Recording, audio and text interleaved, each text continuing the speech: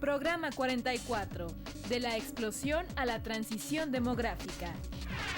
En este programa analizarán las causas y consecuencias de la transición demográfica en México. La población mexicana creció rápidamente en el periodo 1940-1970. En estas 3 décadas nacieron casi 30 millones de mexicanos.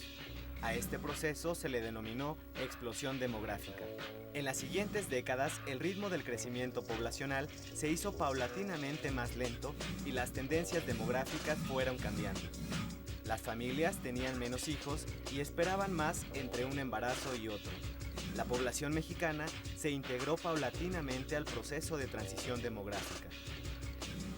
Lo que ocurre en los parámetros demográficos de mortalidad, fecundidad, tasa de crecimiento y estructura de la población. De altos niveles a bajos niveles es lo que se conoce como transición demográfica.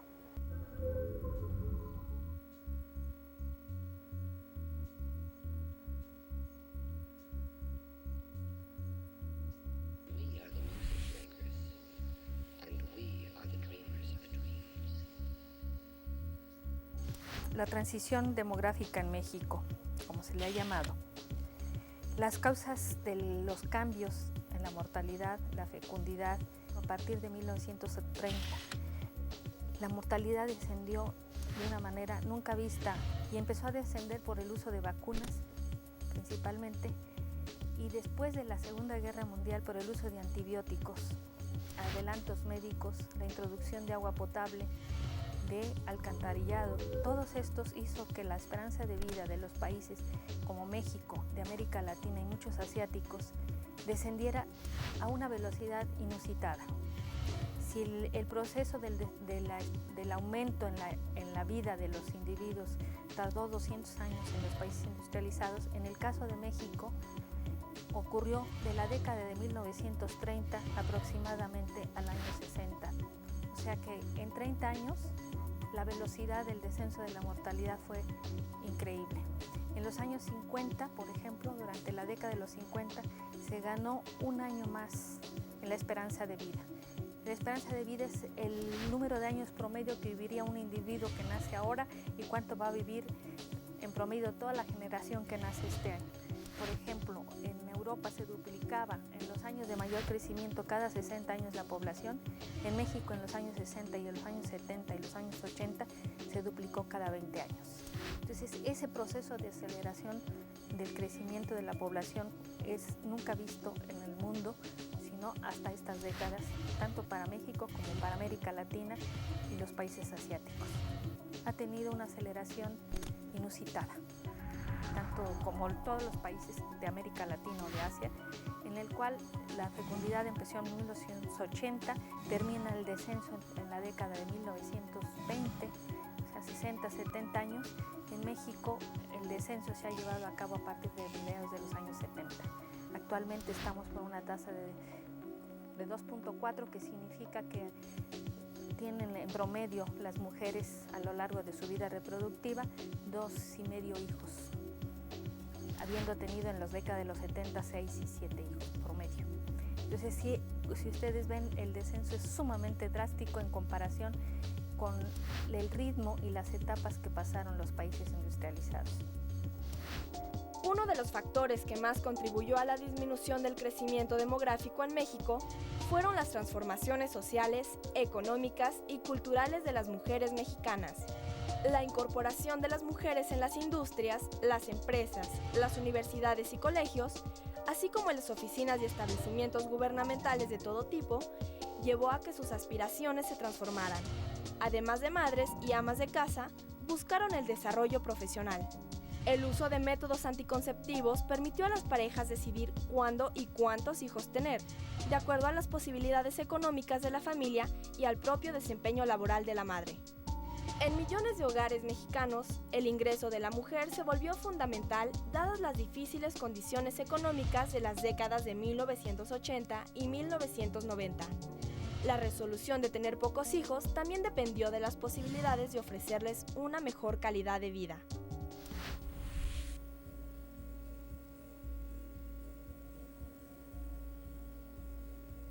En el momento en que empieza a aumentar la esperanza de vida, tiene un efecto secundario demográfico. Voy a empezar primero, es que se aumenta un poco los nacimientos, y se aumenta también porque las mujeres sobreviven más a lo largo de su vida reproductiva. Entonces se ensancha más la pirámide, pero empiezan a aumentar las personas con edades de 60 y más. Después, cuando empieza a bajar la fecundidad, empieza a haber menos niños, se estrecha lo que antes era un triángulo, la pirámide se empieza a angostar en su base y se empieza a ensanchar las edades en la fuerza de trabajo. Entonces estas consecuencias son que tenemos una mayor cantidad de población en demanda de trabajo, pero también empieza a haber mayor número en proporción de personas mayores. Si nosotros seguimos con esta tendencia, las consecuencias son tanto en salud como económicas. Si nosotros tuviéramos una población que actualmente aproximadamente son 6 millones, 7 millones de personas en edad de 60 y más, que requieren ciertos servicios médicos, cuando estos sean 13 y se espera que sean cerca de 20 millones para el 2030, entonces vamos a tener consecuencias muy graves sobre el sistema de salud, sobre el sistema de seguridad social y sobre la familia. ¿Cómo se va a organizar la familia? Toda esta transición demográfica tiene consecuencias sociales en la organización de la familia, en la autonomía de la mujer. Todos estos cambios que nosotros estamos viendo de la sociedad se debe a esta parte de la dinámica demográfica. Son los cambios sociales. ¿Cómo se organiza? Antes una mujer se pasaba 60% de su vida reproductiva cuidando niños. Si ahora solamente son 10 años de su vida reproductiva, ¿qué hace con el resto de su vida? Tiene que entrar a la actividad económica, tiene que buscar otras actividades. Y los principales cambios, yo diría sociales, de esta parte es cómo se han modificado los roles masculino y femenino con esta transición. La modificación de la vida en pareja, la edad al casarse, el número de hijos que se tiene. Todas estas son modificaciones en la sociedad que parecen imperceptibles, pero que nos están trayendo cambios en la organización familiar y social completa. Las económicas las estamos viendo. Hay una entrada muy grande en este momento de personas en busca de trabajo o personas que requieren trabajo. Y si nosotros no tenemos la actividad económica suficiente para darlos a ellos, es lo que se está viendo ahora como consecuencia especial para México de la migración hacia los Estados Unidos. Hemos tenido una masa de personas en edad de trabajo que no encuentran trabajo aquí, tienen que buscarlo en algún lado. El siglo XXI podemos decir que va a ser la época en que vamos a tener que lidiar con la población de adultos mayores y con una migración internacional altísima. Las transformaciones ocurridas a lo largo del siglo XX en el país impulsaron cambios en la organización familiar. Aunque cada familia es única y peculiar, es posible observar algunas tendencias generales.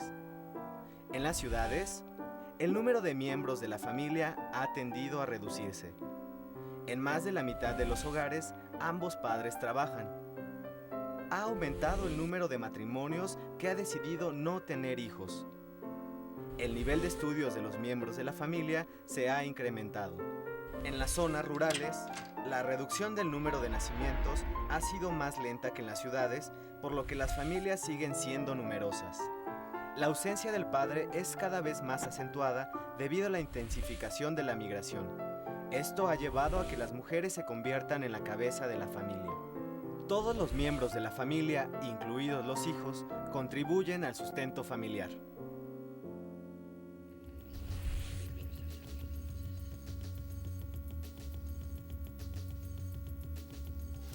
para el año 2005 y 2050, especialmente la población de adultos mayores, se incrementará alrededor de 26 millones de personas. Pero más del 76% de este incremento ocurrirá a partir del año 2020. Entonces, si ahorita 1 de cada 13 mexicanos es un adulto mayor, en 2050 será cada uno de 4 mexicanos que será adulto mayor. Eso, comprenderán, trae una dinámica social y económica completamente distinta. Si ahora tenemos problemas con las personas adultas mayores que no tienen seguridad social, que tienen problemas de salud y que en esas edades se requieren tratamientos sumamente costosos por enfermedades de tipo degenerativo como son la diabetes, como son las enfermedades del corazón, pues vamos a tener un panorama que tenemos que, desde ahora sabemos que va a pasar y tenemos que hacer las inversiones suficientes y prestar atención. Y también organizar a la familia de forma distinta para atender a esos adultos mayores. Tenemos que enfrentar también qué va a pasar si la migración hacia los Estados Unidos se impide como se está haciendo ahora. ¿Cómo vamos a conseguir trabajo para esa población que todavía va a requerir todavía para el 2020, 2030 grandes cantidades de trabajo, más de los que actualmente se generan? Entonces vamos a tener una cantidad de personas sin trabajo y adultos mayores sin cobertura social. Si los nuevos sistemas de la libre empresa nos van a crear un problema sumamente serio en el que cada individuo va a tener que solventar su jubilación, y decimos, ¿bajo qué régimen? Si no ha podido encontrar el trabajo suficiente en este momento de auge que llamaban algunos el bono demográfico de México, que es actualmente donde la mayor cantidad de población se encuentra en edades de trabajar.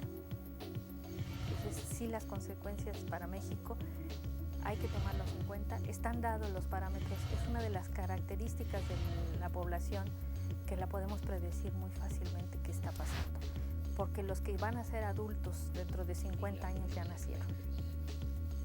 Entonces los tenemos y conocemos muy bien las tendencias. No conocemos los niveles exactos de la mortalidad o de la fecundidad, pero sí las tendencias. Entonces podemos programar, podemos planear, y eso es la llamada de atención que debemos hacer. La transición demográfica ha implicado no solo la disminución del número de nacimientos, sino también el crecimiento de la población de la tercera edad que requiere de servicios especializados de salud. México pasó de la explosión a la transición demográfica en tan solo unas décadas. Nuevas expectativas, problemáticas y retos han surgido de ello, a los que la población de hoy y de mañana deberá enfrentarse.